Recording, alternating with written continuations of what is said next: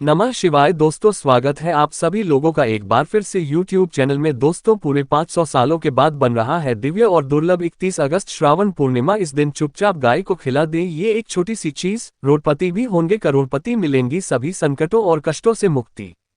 मृत्युदंड पितृ दोष तुरंत होगा खत्म, पूरे साल आपके घर में भरे रहेंगे अन्न धन के भंडार। यूं कहें कि आपकी 7 पुश्ते तक करेगी रुपयों पैसों पर राजन। 7 पीढ़ियों तक बैंक बैलेंस बढ़ता चला जाएगा और आपके जीवन के जो भी दुख दर्द संकट कष्ट है वे सब दूर हो जाएंगे और सुख आपके कदमों में आ जाएंगे।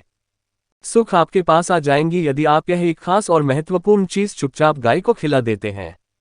दोस्तों, शेयर कर दे ज्यादा से ज्यादा वीडियो को। तो दोस्तों, सबसे पहले तो आपको बता दी गाय के उपाय बताने से पहले कि हिंदू पंचांग के अनुसार श्रावण मास में आने वाली पूर्णिमा श्रावणी या फिर श्रावणी पूर्णिमा कहलाती है। धार्मिक ग्रंथों में इस दिन स्नान, तप और दान का विशेष महत्व है। श्रावण पूर्णिमा के दिन ही रक्षाबंधन का त्योहार भी मनाया जाता है। मध्य भारत और उत्तर भारत में रजनी पूर्णिमा का पर्व भी श्रावण पूर्णिमा के दिन ही मनाया जाता है।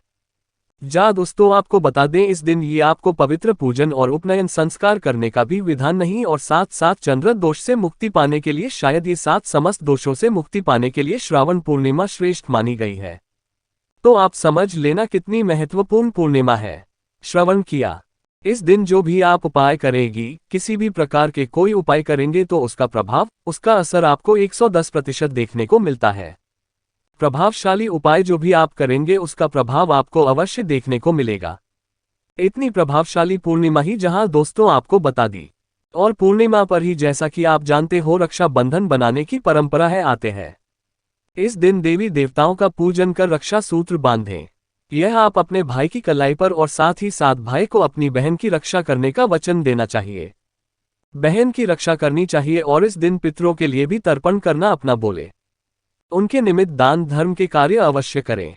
अन्न धन वस्त्र जो भी आपसे बने जरूर करें। यदि दोस्तों आपके पितर आपसे प्रसन्न हैं तो समझ लेना फिर आपको कुछ करने की आवश्यकता नहीं है। सबसे पहले तो आपको अपने पितरों को प्रसन्न रखना है, उनके निमित्त तर्पण करें, दान धर्म के कर्म करें, जड़ सबसे बड़ा लाभ अवश्य मिलेगा। और दोस्तों, इस दिन आपको क्या करना चाहिए? इस दिन चींटियों और मछलियों को आटा व दाना आपको अवश्य खिलाना चाहिए। पक्षियों के लिए, पशुओं के लिए पानी का आपको व्यवस्था करनी चाहिए। और शांत श्रावण पूर्णिमा के दिन चंद्रमा अपनी पूर्ण कलाओं में होता है, अतः इस दिन चंद्र देव की पूजा करने से चंद्र दोष से मुक्ति मिल जाती है। तो दोस्तों, यदि आप चाहते हैं कि आपके जीवन से हर प्रकार के दुख दूर हो जाए तो दोस्तों आप क्या करेगी? आप चंद्रमा को A2 पात्र में 1 तो लोटे में कच्चा दूध अवसर्पित कर दें। अर्थ दिया, जब भी चंद्रोदय हो पूर्णिमा की रात ऐसा करने से अन्न धन की बरकत होती है, घर में धन प्राप्ति के योग बनते हैं और समस्त दोषों से भी छुटकारा मिल जाता है। और इस दिन भगवान विष्णु और माता लक्ष्मी की पूजा का विधान है। विधि विधान से श्रद्धाभाव से भगवान विष्णु जी माता लक्ष्मी के दर्शन करें, पूजा करें, आरती उतारी। ऐसा करने से सुख धन और समृद्धि की प्राप्ति होती है। व्यक्ति क्योंकि सावन मास में भगवान शिव की विशेष पूजा अर्चना की जाती है, तो इसलिए आप सावन पूर्णिमा के दिन भगवान शिव शंकर का भी अभिषेक अवश्य करना चाहिए। उच्च ना बने तो ये 1 लोटा जल अवश्य अर्पित कर दी। ये भी ना बने तो दोस्तों उनके दर्शन जरूर करनी है। भगवान शिव और मां पार्वती के समस्त कार्य आपके पूर्ण हो जाएंगे। और दोस्तों, बात करें कि गाय से जुड़े कौन कौन से उपाय आपको करने चाहिए श्रावण पूर्णिमा के दिन, जिससे समस्त मनोकामनाएं पूर्ण हो, 7 पीढ़ियों तक धन दौलत बढ़ती चली जाए, 7 उसको तक रुपयों पैसों पर राज करें, तत्काल गरीबी समाप्त हो जाए, दुख दूर हो जाए और सुख आपके कदमों में आ जाए। तो दोस्तों, शुरू करते हैं गाय से जुड़े कौन कौन से उपाय जो कि आपको श्रावण पूर्णिमा के दिन अवश्य करनी चाहिए। चलिए शुरू कर दे दोस्त। सनातन परंपरा में गाय, गंगा और गायत्री का बहुत ज्यादा धार्मिक महत्व है। मान्यता है कि गोमाता के शरीर पर 33 कोटि देवी देवताओं का वास होता है। गोमाता की सेवा एवं पूजा करने वाले जातक पर इन सभी देवी देवताओं की कृपा बरसती है। गोसेवा से न सिर्फ इस जन्म के बल्कि पूर्व जन्म के भी दोस्त दूर हो जाते हैं। प्रत्येक सुबह जब आपके घर में भोजन बनना प्रारंभ हो तो सबसे पहले बनाई गई रोटी को आप गोमाता के नाम से निकाल दें और भोजन करने से पूर्व गोमाता को इस रोटी को खिलाएं। यदि संभव हो तो काली गाय को खिलाएं, यदि काली गाय ना मिले तो सफेद गाय को भी आप खिला सकते हैं। प्रत्येक पूजा और मांगलिक कार्य में गोमाता या उनसे जुड़ी चीजें जैसे गाय का गोबर, गोमूत्र, गाय का दूध अथवा गाय के दूध से बना घी अवश्य शामिल करें। इससे आप उन्हें पड़ों की प्राप्ति होगी। सनातन परंपरा के अनुसार इस घर में गाय होती है, उस घर से जुड़े सभी वास्तु दोष स्वतः ही समाप्त हो जाते हैं। किसी भी पूजा में गाय से प्राप्त पंचगव्य युक्त पदार्थ का उपयोग अवश्य शामिल करें, क्योंकि 95 के बिना कोई भी पूजा पाठ और हवन सफल नहीं होता। या दोस्तों, कृपा पाने के लिए प्रतिदिन, हफ्ता अथवा महीने में परिवार समेत एक बार गौशाला जाने का नियम जरूर बनाएं और वहां गायों को हरा चारा जरूर खिलाएं। इससे आपको शुभ फलों की प्राप्ति होगी और साथ ही साथ गौ सेवा और गोपूजा से 9 ग्रह शांत हो जाते हैं और इनसे जुड़े दोषों का निदान हो जाता है। गर्मियों में गोमाता को पानी पिलाएं और सर्दी में गोमाता को गुड़ अवश्य खिलाएं। ध्यान रखें कि गर्मियों में गाय को गुड़ ना खिलाएं। अनेक देवी देवताओं को अपने शरीर पर धारण करने वाली गोमाता से जुड़े कई शुभ और अशुभ संकेत भी होते हैं। मसलन गाय का दूध दूहते समय यदि गाय ठोकर मार दे और सारा दूध बिखर जाए तो अपशगुन होता है। यदि कोई यात्रा पर निकल रहा हो और गाय अपने बछड़े को दूध पिलाती सामने आ जाए तो निश्चित रूप से जिस यात्रा के लिए आप निकले हैं वे यात्रा आपके लिए अवश्य ही सफल होगी और वह काम जिसके लिए आप निकले हैं वे अवश्य ही पूर्ण होगा। यात्रा पर जाते समय गाय की आवाज आना और रात्रि में गाय की हुंकार करना भी शुभ होता है। दोस्तों, साथ ही साथ गाय के साथ आप भूलकर भी ये काम न करें, अन्यथा मिलता है घोर नरक और जीवन भर की परेशानियां। दोस्तों, गाय को राष्ट्रीय पशु बनाए जाने और इन्हें मौलिक अधिकार दिए जाने की बात हो रही है, तो सवाल उठता है कि गाय जब भारतीय संस्कृति का अहम हिस्सा है तब भी गाय के साथ लोग खराब व्यवहार कैसे कर लेते हैं। गाय दर दर भटकती रहती है, भरपेट इन्हें चारा तक लोग नहीं देते। गाय जब तक दूध देती रहती है तो उनकी सेवा होती है और जैसे ही दूध देना बंद कर देती है तो लोग इन्हें उनकी किस्मत पर छोड़ देते हैं, सड़कों पर और गलियों में भटकने के लिए। ऐसे में गोवंशी जीवों को कोई डंडे से मारता है तो कोई उन पर पानी डाल देता है। कभी वाहनों से इन्हें ठोकर लग जाती है तो कभी बीमार होकर बेचारी एक गाय दम तोड़ देती है। ऐसे में जरूरत है इन बातों को जानने की कि गाय को लेकर शास्त्रों में क्या कहा गया है, गाय के साथ आपको कैसा व्यवहार करना चाहिए। या दोस्तों, गाय को कभी भी मारना पीटना नहीं चाहिए। शास्त्रों में गाय को माता का दर्जा दिया गया है। गाय को मारने पीटने वाला माता को मारने पीटने वाले के समान बाप का भागी माना जाता है। ऐसे घरों को नरक लोक में वर्षों तक कष्ट भोगना पड़ता है।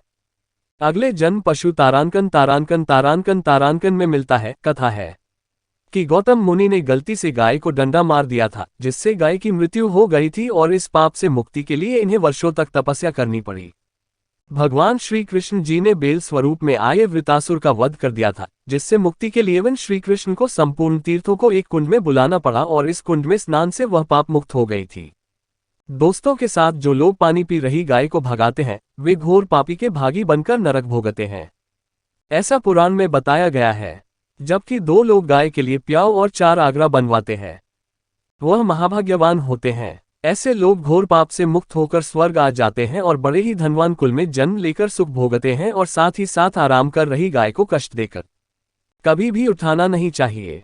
कहते हैं कि जिस स्थान पर गाय बैठी है वहां से नकारात्मक ऊर्जा समाप्त हो जाती है। गाय के बैठने की जगह को जो लोग नियमित साफ रखते हैं वे पूर्व जन्म में किए गए जाने अनजाने में बापू से मुक्ति हो जाते हैं और गोलोक में स्थान पाते ही गाय को डंडा मारकर उठाना, पानी डालकर उठाने से ही मनुष्य पाप का भागी बनता है और अगले जन्म में उसे दर दर भटकना पड़ता है। और साथ ही साथ शास्त्रों में बताया गया है कि गाय का दूध उसके बछड़े के लिए होता है। गाय की बछड़े से बचा हुआ दूध ही मनुष्य को लेना चाहिए, लेकिन कुछ लोग एक बार गाय को लेने के बाद फिर से बछड़े के लिए बचा हुआ दूध भी दूह लेते हैं। ऐसा करना घोर पाप कहा जाता है। ऐसे दूध को दुखाने वाला और ग्रहण करने वाला दोनों ही पाप की भागी बन जाते हैं। दोस्तों, साथ ही साथ शास्त्रों में कहा गया है कि गोवंश यानी गाय और बैल की पीठ पर नहीं बैठना चाहिए, इनकी पीठ पर बैठने से महापाप लगता है। ऐसे लोगों को नरक की यातना भुगतनी पड़ती है। एकमात्र महादेव के अंश के उत्पन्न नंदी ही गोवंशी है, जिस पर स्वयं महादेव और महादेवी सवारी करती है, क्योंकि नंदी ने स्वयं अपनी इच्छा से महादेव की सवारी बनना स्वीकार किया था। और साथ ही साथ शास्त्रों में गाय के दान को बहुत ही महत्व दिया गया है। लेकिन ऐसी गाय का दान कभी नहीं करना चाहिए जो बूढ़ी और बीमार हो। कठोपनिषद में नचिकेता की कथा भी इस संदर्भ में है कि जिस नचिकेता ने पिता द्वारा बूढ़ी गाय को दान करने पर आपत्ति जताई थी। दूध देने वाली और बछड़े सहित जो लोग गाय का दान करते हैं वह महान पुण्य को प्राप्त करके स्वर्ग में इस स्थान पर आते हैं। दोस्तों, साथ ही साथ सूर्य, चंद्र, मंगल या शुक्र की युति रहू से हो तो पितृ दोष होता है। ये भी मान्यता है कि सूर्य का संबंध पिता से अहमद, मंगल का संबंध रक्त से होने के कारण सूर्य यदि शनि, राहु या केतु के साथ स्थित हो या दृष्टि संबंधी हो तथा मंगल की युति राहु या केतु से हो तो पितृदोष होता है। इस दोष से जीवन संघर्ष में बन जाता है। यदि पितृदोष हो तो गाय को प्रतिदिन या किसी भी एकादशी को या किसी पूर्णिमा के दिन या अमावस्या को रोटी, गुड़, चारा आदि खिलाने से पितृदोष से समाप्त हो जाता है। साथ ही साथ देसी गाय की पीठ पर डू होता है, वह बृहस्पति गुरु हैं।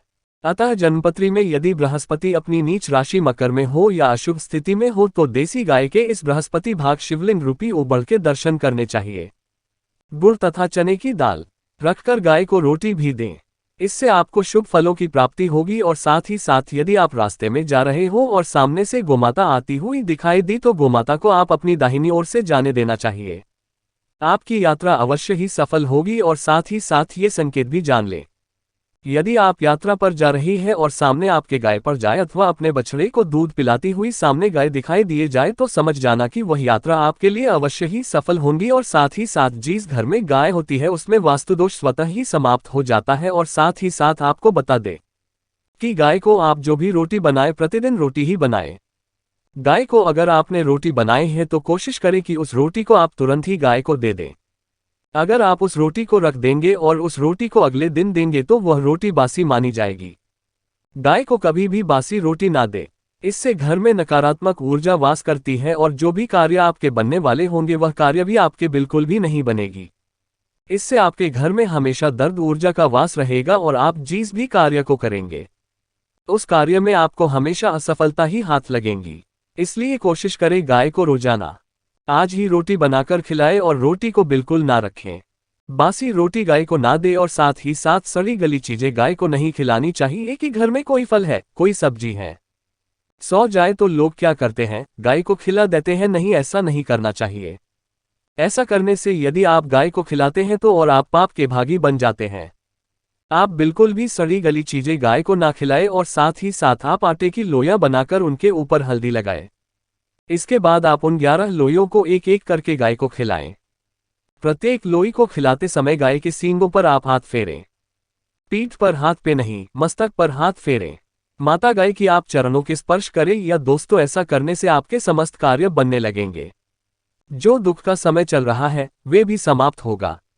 आपके जीवन में खुशी होंगी। और एक बार आप 7 बार गाय की परिक्रमा भी कर ले तो आपके समस्त कार्य होंगे। और साथ ही साथ आप गाय को जब भी रोटी दें, रोटी पर या तो आप थोड़ी हल्दी लगा ले या थोड़ा रख ले। अगर गुड़ ना हो तो आप थोड़ा मिश्री रख सकते हैं।